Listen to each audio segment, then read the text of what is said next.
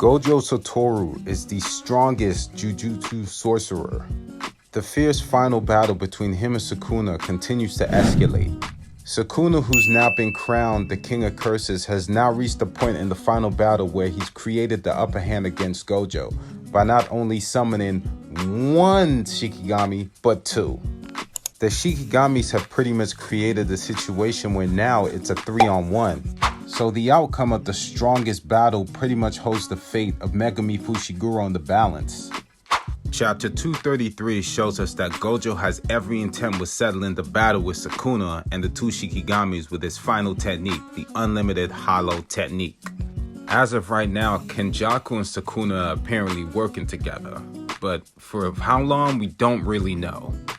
So Kenjaku's true motives are currently unknown, and he's working with Sukuna, but we can at least speculate that he'll probably betray Sukuna, most likely once Sukuna's at his weakest.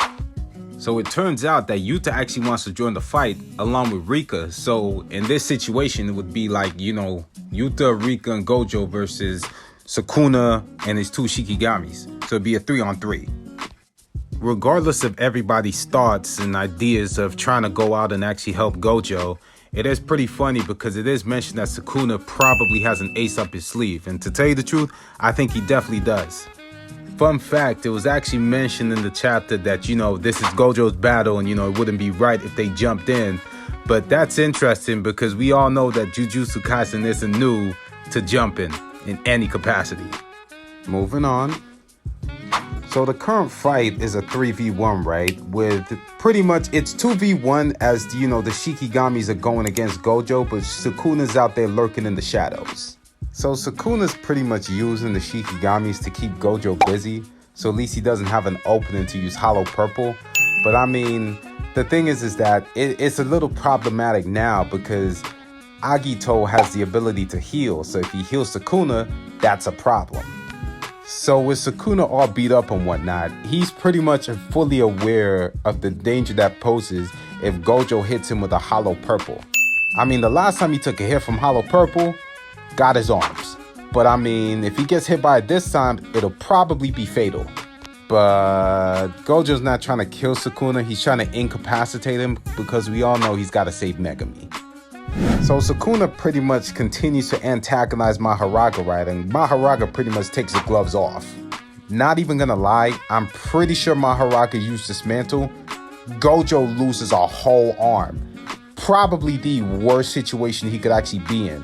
He's got to fight two of the Shikigamis, Sukuna, with only one arm.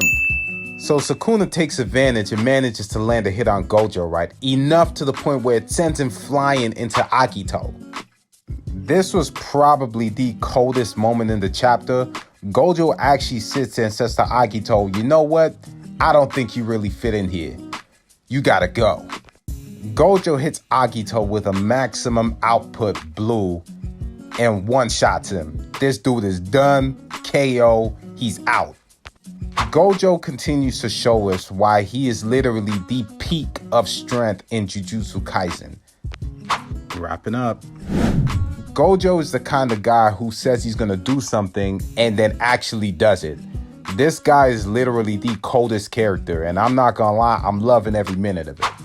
The stake of the battle is dangerously high. At this point in time, Megumi is on the line, and the fate of the world is on the line too. And if Gojo loses, it's Sukuna and Kenjaku versus everybody. And we all know from that point on, the show's pretty much over.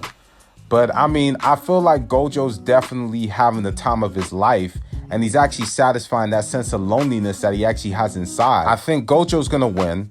I think he's gonna save Megumi. But I definitely think that the writer is going to find a way to cripple Gojo enough so that he doesn't join the final battle against Kenjaku. But I definitely think Kenjaku's definitely going to join the battle, but not to fight Gojo. Definitely not, because we all know Gojo and Kenjaku, that's not even a match. I definitely think he's going to join the battle, but he's going to take over Sukuna when Sukuna is at his weakest. And then from that point on, Gojo will get written out of the story, probably getting crippled in some sense, but he's also going to be able to save Megumi. Once that's done, that allows all the other characters like, you know, the Yujis and the Makis and the Yutas and Hikaris to pretty much join the battle against Kenjaku. And then that's pretty much going to wrap up that whole story. But I mean, it's all speculation at the end of the day. Let me know your thoughts. Like, share, comment, subscribe. And man, let me know what y'all think, man. I'm out. Peace.